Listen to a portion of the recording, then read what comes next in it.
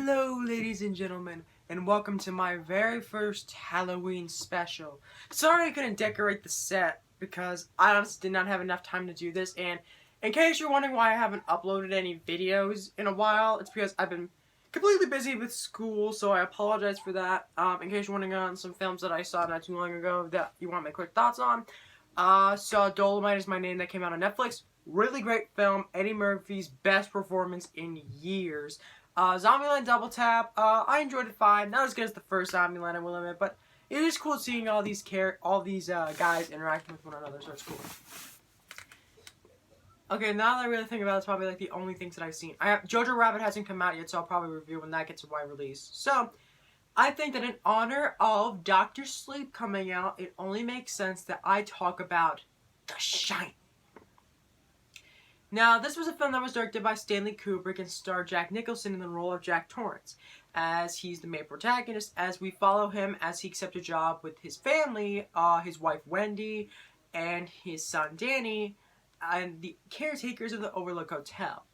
There's one problem, though. The Overlook Hotel has had a history of people who go insane there and kill their families, as the last caretaker ended up chopping his family together off with an axe and then killing himself. So yeah, definitely a bit of a shady history. But at first, everything seems normal. But then, we discover the fact that Danny actually has psychic abilities. And not only that, but it appears the fact that the longer they stay there, the longer Jack seemingly just goes insane. Now, famously, this was based off of a Stephen King book, and also famously, Stephen King stated the fact that he did not like this film. Eventually, he warmed up to the idea of it being its own thing, and he did find it pretty scary at parts. But as an adaptation of his work, he didn't like it because he wrote the novel because he was very much struggling with alcoholism, very much like how Jack was in the book. So he wanted that to be able to sort of be, that's why he wanted to write it, so that way he could be able to get that out. And he firmly stated, I'm pretty sure he told Stanley Kubrick that he did not want Jack Nicholson in the role of Jack Torrance, but eventually Jack Nicholson was cast anyways. Now, I honestly want to say this real quick. This is probably my favorite, like, just straight up horror film. Now, the reason why I have Evil Dead 2 up here is because I don't have any other horror DVDs or Blu-rays to hold up, because I really don't own that many physically. But the thing is, also, the reason why I have that up there is because if we're going more films that have more horror comedy, then Evil Dead 2 is definitely my favorite horror film by far. But just straight up horror, it's The Shining.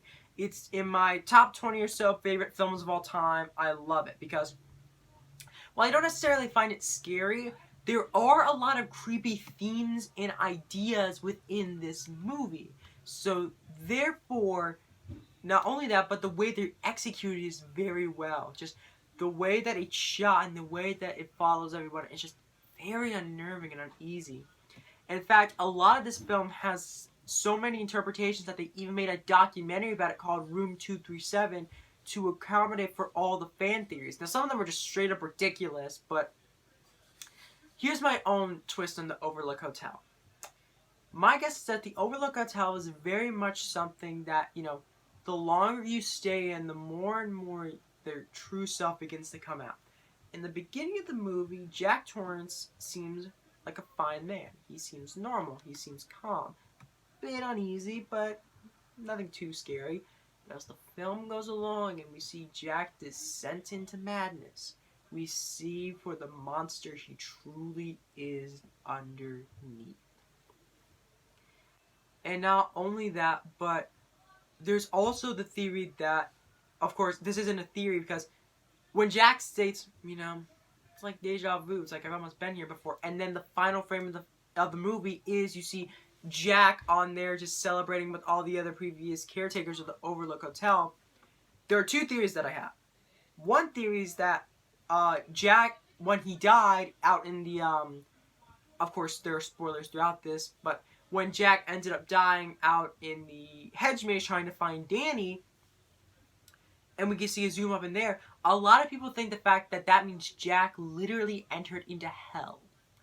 But there's also the theory that Stanley Kubrick gave, saying that Jack was actually a reincarnation of the previous caretaker of the Overlook Hotel. Now, not only, so yeah, I've definitely said the fact why I love this film so much. It has a lot of creepy ideas and themes. Jack Nicholson just gave a great performance in this film, probably one of the best, if not the best, in a horror film ever. And the amount of influence that this film has had on so many others, both their films and themselves, is really cool. In fact, one of my favorite episodes from The Simpsons was that Treehouse of Horror in which they ended up parodying The Shining, called The Shinning, because, as Groundskeeper Willie put it, "Shh, do you want to get sued?" But yeah, it definitely is really cool. But there are a couple little nitpicks that I do have with it. Even though it is one of my favorite films of all time, that doesn't mean that I still don't have problems with it. One, it is a very long movie. It is 2 hours and 26 minutes, which is ridiculous. Not only that, but it just, even though I think the scenes are nicely shot, sometimes they can drag a little bit. And there are a lot of Stephen King tropes, even though the fact that this doesn't have a lot to do with the novel, as it was changed a lot. There are several tropes in there from Stephen King that people have eventually grown a tolerance to. Like, for example, there's always the psychic kid. Like Carrie, she had psychic abilities. Danny has psychic abilities. There's Firestarter. What is it with Stephen King and psychic kids? It's very weird. But yeah. Not only that, but also, I'm not saying this as a negative, but also, I just want to mention this real quick, that, Stanley Kubrick was not a very nice man to work with, according to Shelly Duvall, because he was insanely mean and cruel to her. Like, he would literally tell the cast and crew do not interact with her at all, because he wanted to, I think it was because he wanted to make her give the best performance that she did. But if I remember correctly, I'm pretty sure they ended up having to do over 200 takes of the baseball scene in which Wendy's trying to fight off Jack with a baseball bat. They had to do that over 200 times, I like to believe. In fact, I think that actually holds the Guinness World Record for most amount of takes required for a scene. So, yeah, Stanley Kubrick was not a very nice man to work with at all. Even though his films are great, the person who made them sometimes cannot be that way. I'm trying to think of another example of this. Alfred Hitchcock. That's a great example. He was very mean and very cruel to Tippi Hedren, who was in a movie called The Birds. But that doesn't mean the fact that Alfred Hitchcock hasn't made some classic films, like my favorite of his, Vertigo, or North by Northwest, or one of the best horror films and one of the other most influential films of all time, Psycho. But yeah, that's just, in closing, The Shining is my favorite horror film because I think it has a lot of creepy ideas and a lot of very interesting, sort of ideas that it has. Jack Nicholson does an incredible job as Jack Torrance. And it's actually a really, really good horror movie that you can actually put on around this time of year. And in case you're wondering why I didn't do more videos throughout the month of October, is because I was busy with school. That's why I didn't have enough time to redecorate my set. So yeah. And besides, I want to upload this so that way Dr. Sleep is going to be coming out literally within the span of literally next week it's coming out. So hopefully I will be able to convince my mom to let me see it, so maybe you'll see a review by then. You will not see me review Terminator Dark Fate, not because I don't want to go see it, well, kind of, but it's because, this Saturday, I'm actually going to be heading to a wedding. Yeah. That's why you're probably not going to see a video from me this weekend, is because I'm actually heading up to my best friend's wedding, which will take about 2.5 or more hours to get up there. So, yeah, there's that. But, yeah. Okay. 1 minute! So, yeah. Sorry about that, guys. My dad's calling me for dinner, so I hate to stop and leave, but hey. So yeah, I love The Shining. I think it's a great film, and I'm going to give it a perfect score of 10 out of 10.